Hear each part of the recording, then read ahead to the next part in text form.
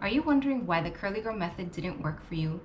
Even though it's very popular, it's not for everyone. This video is for you if the curly girl method never worked for you. So you tried the curly girl method and you really just couldn't get it to work, then this is for you. Stick around and I'll share with you the top 8 reasons the curly girl method doesn't work and where you can go from here. Hi, I'm Delilah from the Holistic Enchilada, and on my channel I share tips, tricks, and resources to help you embrace your curls and keep things simple. Head over to my blog, holisticenchilada.com, for lots more free content, and subscribe to this channel for more videos.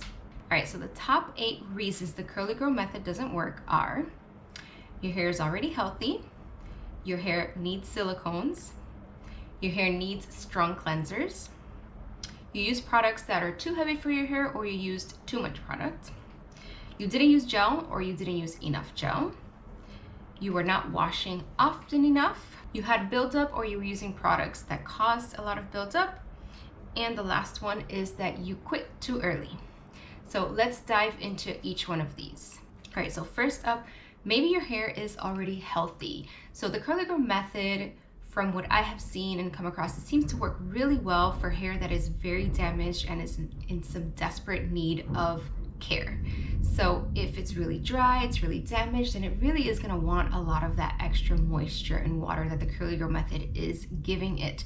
But if your hair's already very healthy, you may not need all this. Your hair may not be in a place that it needs all of that moisture, all of those products, and it might just need something simpler, or maybe it just needs a little less of what you're doing. So if your hair is already healthy, meaning you're not really coloring it, you haven't done any treatments, you weren't using heat styling for a long time, then this could be you.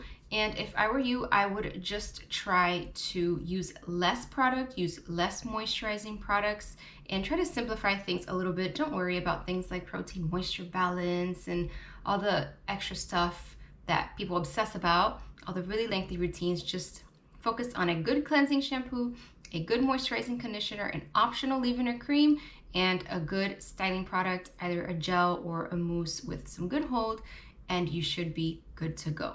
The second one is maybe your hair needs silicones. So on the other end of being super healthy, your hair could be very damaged or very dry.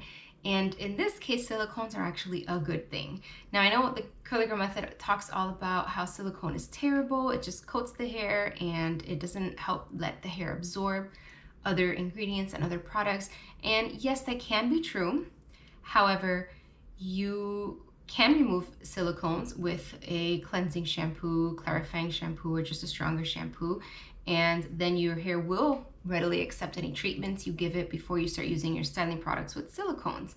So that's not always the case, and silicones do a very, very good job of making the hair manageable, silky, soft, and smooth, so that it tangles less, it feels nicer, it's much easier to style, and it withstands humidity very, very well. It also protects your hair from damage. So if you've got hair that is really damaged and you're trying to rehab it, and you're seeing that the curly girl method really isn't working for you, maybe you do need some silicones.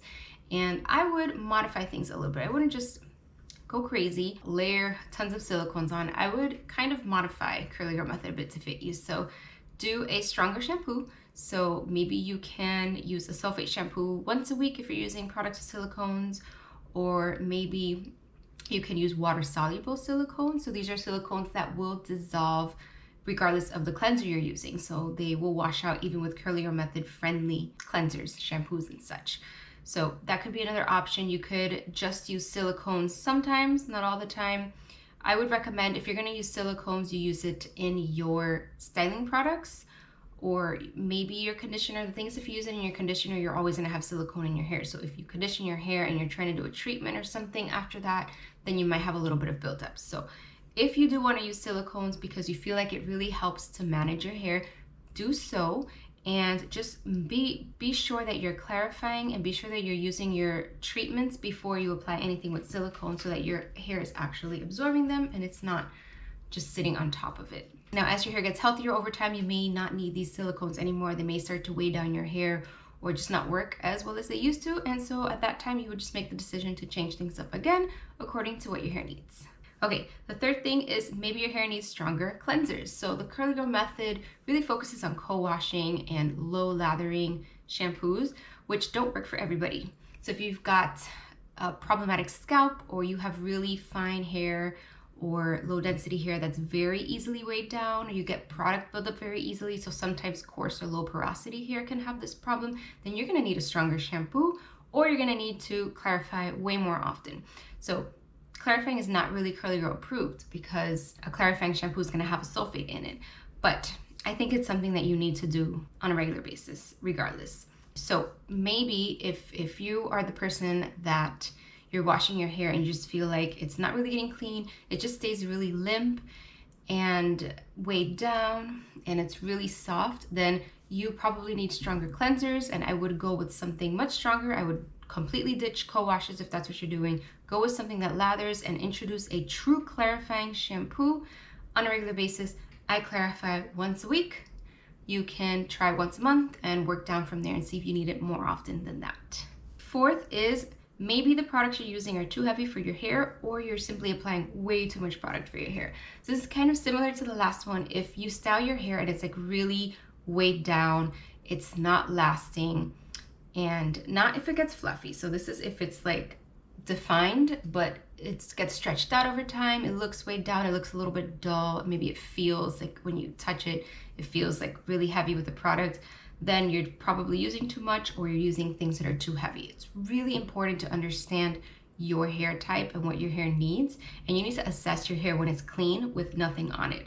So remember that if you are on the finer end, lower density hair, finer, you're gonna need a lot less in general. Less moisture, less product, less of everything, except for maybe protein. That type of hair usually likes a lot of protein. So keep that in mind. If you've got the other end of the spectrum, you've got thicker hair, you've got coarser hair, then that hair, it needs more moisture than other hair types. So you're probably gonna need to layer more product because you have a lot more hair to work with. And if it's low porosity, for example, it's not really accepting the ingredients and the products. It doesn't absorb into the hair like it does with other hair types. So there's different things you have to consider and choose products accordingly. My hair is very fine, it's medium to low density and very healthy, and it likes lightweight products. I cannot use curl creams at all. No curl creams. I cannot layer. Maybe I can get away with 2 styling products, but definitely I'm not layering 3. Otherwise my hair would just droop and feel gross. So you really have to consider all these things and can't just be copying other people's routines or just doing what somebody told you without taking into account your own hair and what it needs. Not all curly hair is the same. Okay, 5, maybe you didn't use any gel or not enough gel. And I'll say this, maybe you just didn't use a product that didn't have hold. A lot of people come into this and I see them, they post in my Facebook group sometimes and they'll be like, I don't know what to do, I don't know what I'm doing wrong. They'll list out the routine. There's a shampoo, there's a conditioner, there's a leave-in conditioner, there's a curl cream, and then they're like, why does my hair look like this? Well, none of those products have hold in them. Curl cream is not a styling product that you typically would use on its own, unless you like that soft, fluffy look and you're not looking for hold. But if you want definition and you want frizz-free style that lasts more than 5 minutes, you're gonna need something like a gel. And I know people are like, gel makes your hair crunchy, I don't want gel. I hear resistance to gel all the time. Not all gels are the same. And if you're applying your gel to wet hair and you're scrunching it in and you're scrunching out the crunch, your hair's not gonna be crunchy, it's not gonna be stiff, it's not gonna feel bad. With the occasion, obviously there are some outliers. Some people's hair really is not gonna respond well to gel, but for the majority of people with textured hair, wavy, curly, gel is the best styling product you can use. And if you struggle with gels, I recommend you give flaxseed gel a try because that is one of the more universally accepted gels for hairs. It doesn't have as strong of a hold as some other ones, but it's really nice and it's a cheap product to work with because you can just make it yourself. So I recommend a good gel. If you don't like gel, find a moisturizing gel. Just use a little bit, don't use a lot. I mean, you don't have to use it as your main styling product. If you prefer a softer feel and you really are resistant to gel, try a curl cream with some hold in it, or try a mousse or a foam with some hold in it, and then just seal it all with just a little scrunching of gel. That's going to make such a big difference so your hair can actually last and you don't have to restyle it on a regular basis, and you're gonna have less frizz and more definition, I promise.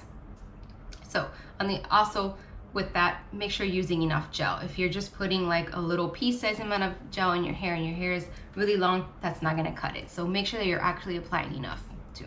Next is not washing often enough. So this may go with the needing stronger cleansers and all that, but there's no rule as to how often you wash your hair. You can wash your hair every day if you need to. You can wash once a week if that works for you, but I do not recommend that. I recommend typically for most people every 2 to 3 days is what's gonna work. But if you need to do it more often, you can. And if you're finding that co-washing is what you're doing and it's just, like I said earlier, it's just not really working for you, you can alternate. You can use a co-wash, one wash, and then your next wash you can use a regular shampoo, and then you can kind of go back and forth. You can tailor it to fit your needs, but you're probably gonna need to clarify on a regular basis. You're gonna need to use an actual shampoo from time to time. Co-washing alone does not work. That is just a recipe for scalp problems. Very few people can get away with co-washing. Most people need shampoo, a lathering shampoo. So wash more often than once a week, please. There's no reason you need to be stretching your routine, your wash days, 5, 6, 7 days. There's no need for that. Unless that was something you were doing before. If you were already doing that, then that's fine. But if you were washing your hair every other day and you're trying to wash your hair once a week, no, that's not gonna work. You can wash more often than that, and you probably need to anyway. The next one is you may have really bad buildup, or you may be using products that cause a lot of buildup. So the Curly Girl method, when Lorraine Massey came out with this, she originally was, or I think she still does, advocate for water-soluble products.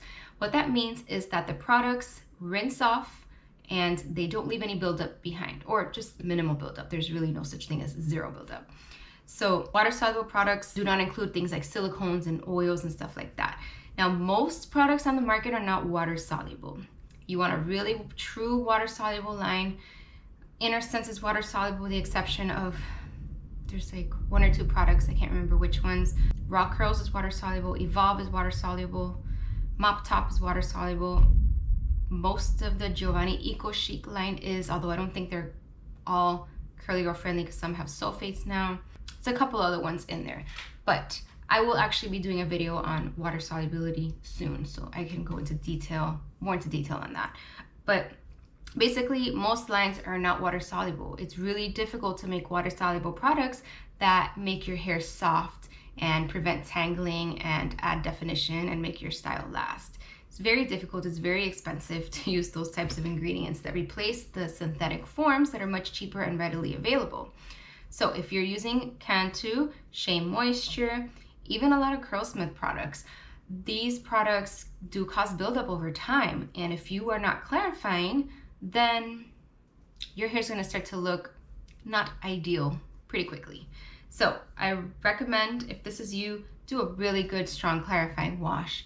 I recommend the Ion clarifying shampoo. Malibu Sea Undo Goo is one of the best. You need something more affordable, then you can go with the Mop Top Detox or the Kinky Curly Come Clean. Those are not as strong, but if you shampoo 2 or 3 times, it should do it. So make sure you do a really good clarifying wash and try again and see if that improves, and then clarify like once a month at least. And do check to see if you have hard water, because if you have hard water, then you need a chelating shampoo, which is not the same as clarifying, although many clarifying shampoos do also have chelating ingredients. But a chelating shampoo is going to remove the mineral buildup that you have in your hair from the hard water. So it's something else that you may want to consider. Okay, the last one is maybe you just quit too early, didn't give it enough time. And this one is one of the most common ones. Sometimes I will see people posting in my group again where they just started last week or 2 weeks ago and they're wondering why their hair doesn't automatically already look a million times better. It doesn't work like that. It took a long time for your hair to get damaged, and it's gonna take a long time for your hair to come back. So if you have just started the Curly Girl method, you need to give it, I would say, a couple of months minimum, at least 2 to 3 months, but longer is better. And I know that sucks, because if your hair looks like crap right now and you hate it and you hate the way it feels, and I'm telling you, just keep going, that's not what you want to hear. And yeah, you may, it may not work for you, and you may do this for another month or 2 and decide, oh, that was a waste of time. But I think that you can learn something from this experience, even if it doesn't work out for you. You end up learning more about your hair, you end up learning more about products and ingredients, and you become a more informed consumer, which is really good for you. And so it helps you make more educated decisions about your personal care and other areas of life. You just become more aware of things that you weren't paying attention to before. And hopefully it helps you consume less, not buy as many products. So what I want to tell you overall, regardless of which of these applies to you, is I do want to focus or really drive home the fact that you need to learn more about your own hair and how products work and how ingredients work and what your hair needs, so that you can be a little better at buying products and not just buy and slap things on your hair and see what works, because there's a little bit of science to it. And I know exactly what to look for my hair type. I can tell if a product, just by looking at the ingredients, is going to work for my hair or not. It's really not that difficult to just take some time to figure it out. If you want a little shortcut for that, I do have a digital ebook that's called the Curly Product Handbook, and it teaches you how to figure out your hair type, and it kind of guides you through the process of choosing a product. I provide a list of vetted products for 3 different hair types, for 3 different hair textures, and then I kind of guide you through how to go through the stats of your hair and the list that I have to choose a product lineup that will most likely work for your hair. Can't guarantee it because I'm not touching your hair, I'm not doing it, but it's my best-selling product. People rave about it, they love it, and I think that if you're super clueless and you're really overwhelmed, it's a great place to start. So I will link that below. So those are the top 8 reasons that the Curly Girl method didn't work for you. If you enjoyed this video, please check out the video on how to choose products based on your hair type. It's really gonna help you figure out what you should be looking for. Thank you so much for watching. Please hit that like button and subscribe to the channel, and I will see you in the next video.